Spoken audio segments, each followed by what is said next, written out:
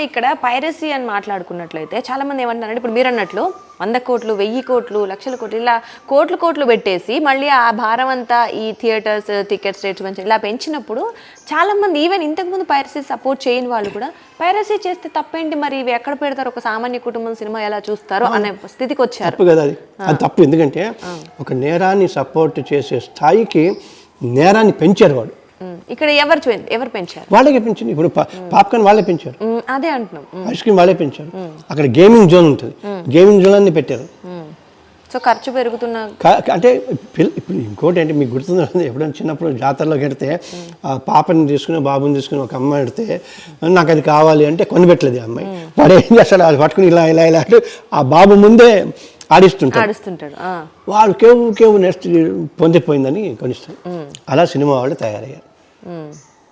So నువ్వు సినిమాకు చూపిస్తున్నావా, మంచి సినిమా చూపిస్తున్నావా, ఒక కంటెంట్ ఉన్న సినిమా చూపిస్తున్నావా, బాధ్యతగా తీస్తున్నావా, లేకపోతే చుట్టుపక్కల ఉన్న సమోసాలు పాప్కార్న్లు తర్వాత గేమింగ్ జోన్లు ఇంకోటి అంటే భరించలేని వాళ్ళ చేత వాళ్ళే అండ్ ఇక్కడ ఇంకొకటి ఐబొమ్మరావి ఏదైతే పైరసీ చేశాడో రాబిన్హుడ్ ఫస్ట్ చెప్పింది అతనికి దాని ఏమంటారు మన న్యాయ సహాయం కావాలని. సో ఎందుకు ఒక తప్పు ఇప్పుడు రాబిన్హుడ్ అన్నాడు, రాబిన్హుడ్ ఒక హీరో అయిపోయాడు. ఎందుకు ఉన్న వాళ్ళని దోచి లేని వాళ్ళకి పెట్టడానికి. వాళ్ళని రాబిన్హుడ్ని చేయకూడదు మనం. తప్పు చేసిన వాడిని సపోర్ట్ చేసి బాగా చేసావు ఇలాగే చేయాలి అందరినీ అంటే అన్యాయం కదా. రైట్. అంటే ఎక్కడో ఒక ఈ సినీ ఇండస్ట్రీలో మార్పులు వస్తేనే ఈవెన్నిటికి మార్పు మొత్తం సొసైటీలో మార్పు రావాలి, ముఖ్యంగా సినీ ఇండస్ట్రీలో. ఎందుకంటే నేను ఇందాక చెప్పినట్టుగా మీకు గుర్తుందో లేదు, ఆ మధ్య కొన్ని 2-3 సినిమాలు వచ్చాయి, ఖడ్గము అమరావతి అనే సినిమాలు. అందులో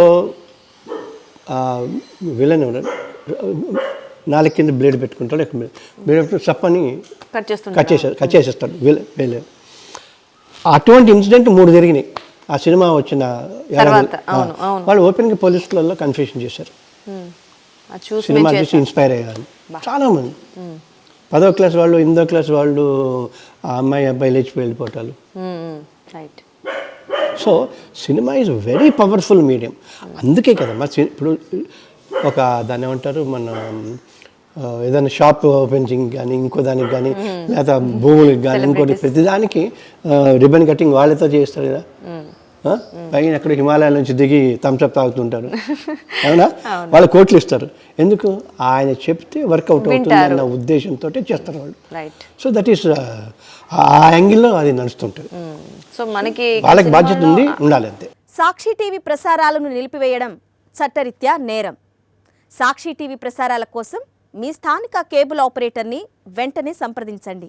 డిటిహెచ్లో ఇంటర్నెట్లో కూడా సాక్షి టీవీ ప్రసారాలను వీక్షించవచ్చు.